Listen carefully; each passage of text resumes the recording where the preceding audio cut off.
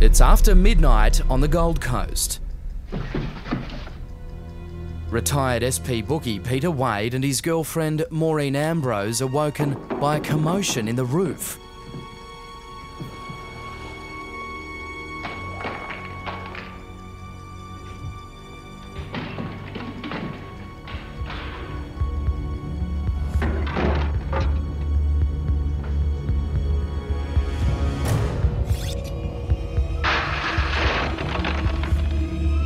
Suddenly, a gunman crashes through the ceiling. Hey!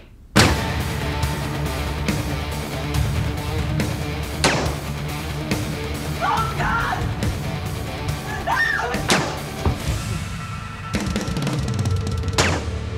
While the shootings are happening, a second gunman is still trying to get in through the front door. Then the already chaotic hit goes drastically wrong. The accomplice is shot in the mouth, his dentures blown from his jaw. Come in the fight!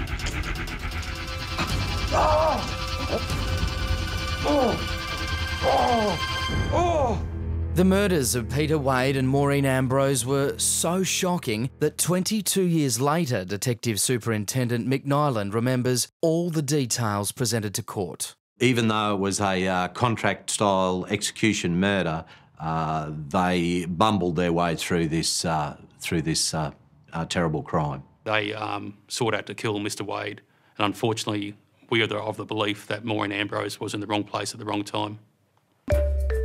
The next day, police couldn't believe their luck. Fingerprints and palm prints on the railings, the hole in the ceiling, the door smashed in, a trail of shattered dentures, teeth and blood leading down the stairs. Evidence everywhere and all later presented to court. And to add to the list of bungles, they used their own car for the getaway. In the months that followed the killings, police found the murder weapons. This military ammunition box was recovered from a small creek at a property in northern New South Wales, and contained within this box was a .357 calibre revolver, and also was a .22 calibre semi-automatic pistol. So we believe this to be the murder weapon? That's correct. The semi-automatic pistol was scientifically linked by ballistics experts to the crime scene as being the murder weapon. So what was behind this brutal double murder? Back in 1991, Surfers Paradise was the place to retire. Peter Wade had made a pile as an SP bookie. He was 50 and he had plenty of the good life ahead of him. Now, he also had a hefty investment portfolio, and according to the rumour at the time, that might just have been his undoing. You see, the rumour was that the man Wade had trusted to invest his millions had nicked the dough, and it was him who wanted to make sure Peter Wade would not be coming after him. We know that there was a procurer for this offence. Were your investigations able to establish why that procurer in this case wanted Wade dead? We do, and it forms part of our investigation. Back then, it wasn't long before police joined the dots and identified one of the gunmen as Ronnie Thomas. By 18, Thomas had already been convicted of his first murder. He was 41 when the court found him guilty of the Wade and Ambrose killings, and he would serve another 20 years in jail. He was only recently released on parole. Police are also keen to speak with this man, John Victor Bobak. Yeah, in the early 1990s, I was a very young police officer on the Gold Coast. When did you take over this case?